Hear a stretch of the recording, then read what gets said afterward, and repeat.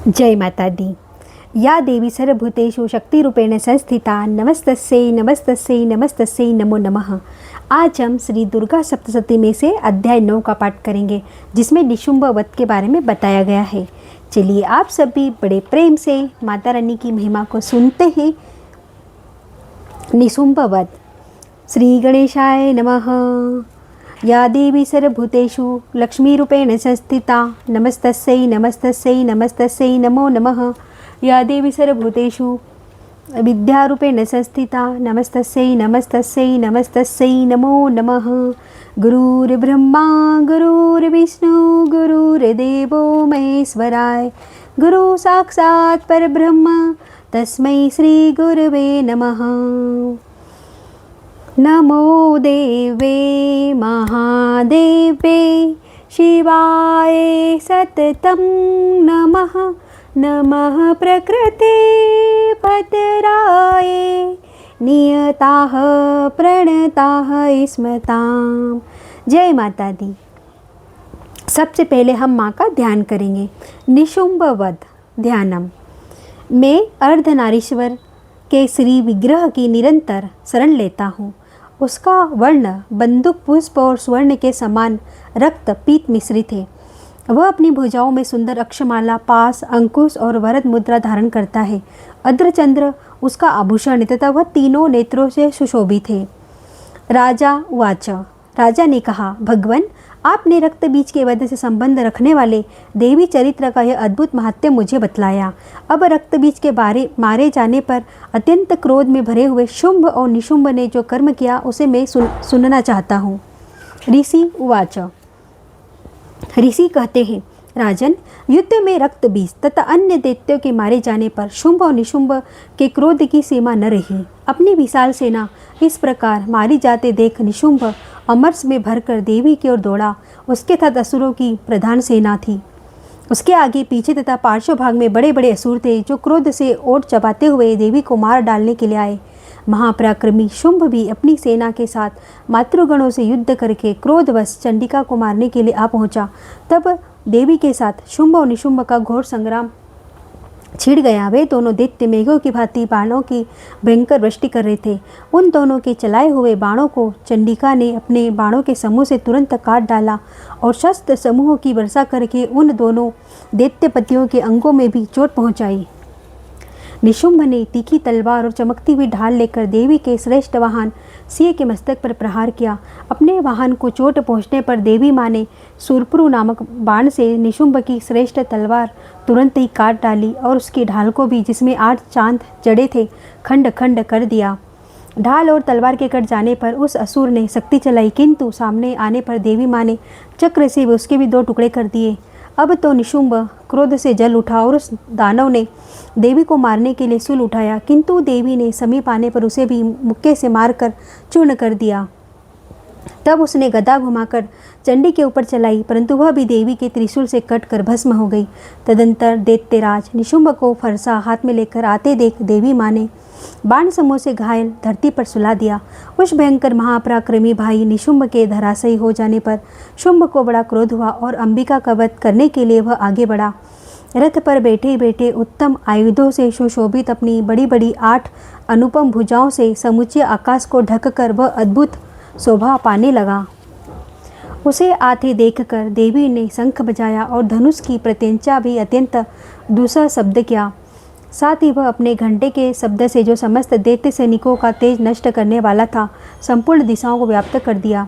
तदंतर सिंह ने भी अपनी दहाड़ से, जिसे सुनकर बड़े बड़े गजराजों का महान मद दूर होता जाता था, आकाश, पृथ्वी और 10 दिशाओं को गुजा दिया। फिर काली ने आकाश में उछलकर अपने दोनों हाथों से पृथ्वी पर आघात किया। उससे ऐसा भयंकर शब्द हुआ जिससे पहले के सभी शब्द शांत हो गए।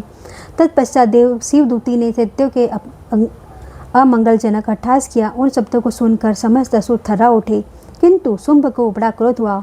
उस समय देवी माँ ने जब शुंभ को लक्ष्य करके देखा, ओ दुरात्मा, खड़ा रह।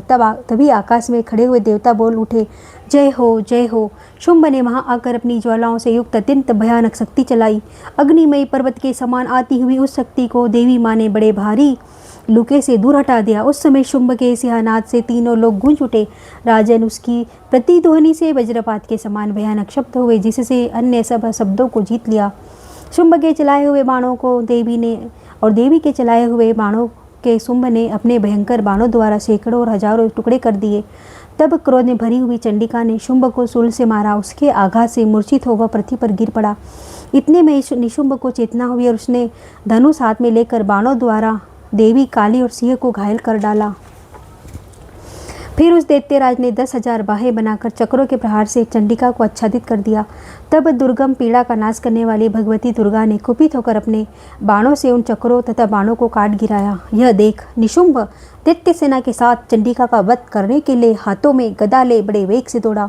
उसके आते ही माँ चंडी ने तीखी धार वाली तलवार से उसकी गदा को शीघ्र ही काट डाला।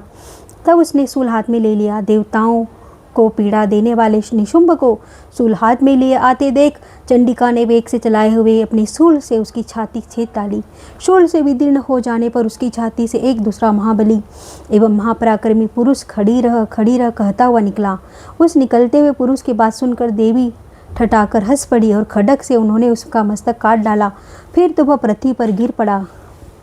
तदंतर सिंह अपनी दाढ़ों से असुरों की गर्दन कुचल कर खाने लगा। यह बड़ा भयंकर दृश्य था। उधर काली तथा शिवदूती ने भी अनन्य दैत्यों का भक्षण आरंभ किया। कौमारी की शक्ति से विदीर्ण होकर कितने ही महादैत्य नष्ट हो गए। ब्राह्मणी के मंत्रपूत जल से निस्तेज होकर कितने ही भाग खड़े हुए।